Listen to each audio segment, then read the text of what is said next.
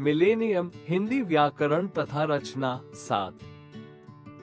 पाठ 14 संज्ञा विकार कारक। क श्री राम, सीता और लक्ष्मण ने अयोध्या को छोड़ा।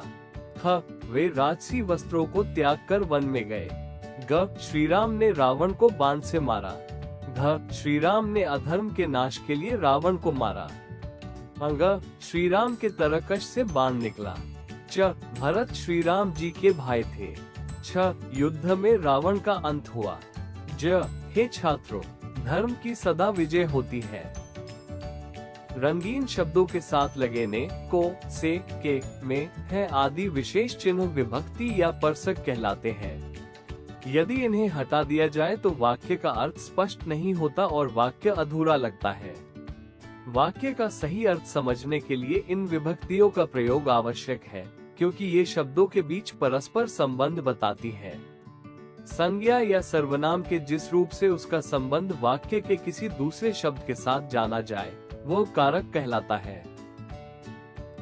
कारक के भेद।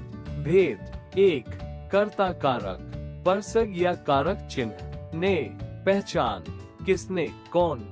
2 कर्म कारक, को, किसको, क्या। 3 करण कारक, से, के द्वारा, किससे, किसके द्वारा। 4 संप्रदान कारक, के लिए, किसके लिए, किसको। 5 अपादान कारक, से अलग होना, कहां से। 6 संबंध कारक, का, के, की, किसके, किसकी।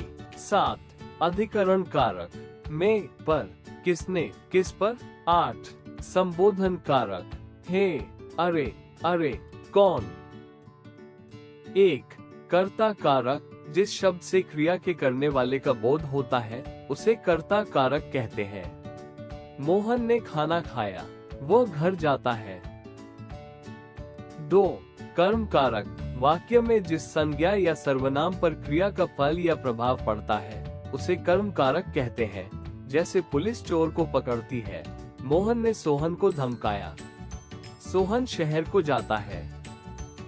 3 करण कारक, जिस संज्ञा या सर्वनाम की सहायता से कोई कार्य संपन्न होता है वो संज्ञा या सर्वनाम पद करण कारक होता है। जैसे राम ने राक्षस को तीर से मारा, उसने डंडे के द्वारा भेड़िए को मारा। 4 संप्रदान कारक, जिसके लिए कोई कार्य किया जाता है या जिसे कुछ दिया जाता है वह संज्ञा या सर्वनाम संप्रदान कारक होता है। संप्रदान कारक में के लिए, को, परसक का प्रयोग होता है।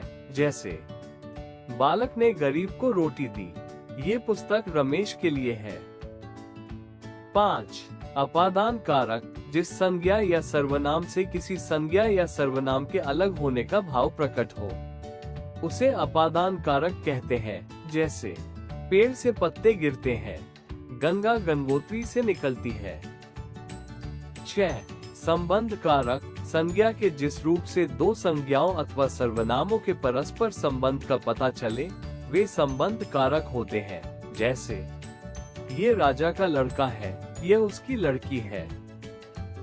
7 अधिकरण कारक, जिन संज्ञा या सर्वनाम पदों से क्रिया के आधार का बोध होता है वे अधिकरण कारक होते हैं। अधिकरण कारक में प्रायः में और पर परसक का प्रयोग होता है। जैसे मेज पर पुस्तक है, कपड़े अलमारी में रखे हैं। 8 संबोधन कारक, संज्ञा के जिस रूप से किसी को पुकारा, बुलाया या सावधान किया जाए उसे संबोधन कारक माना जाता है। जैसे हे भगवान, मेरी रक्षा करो, रमेश, सावधान हो जाओ।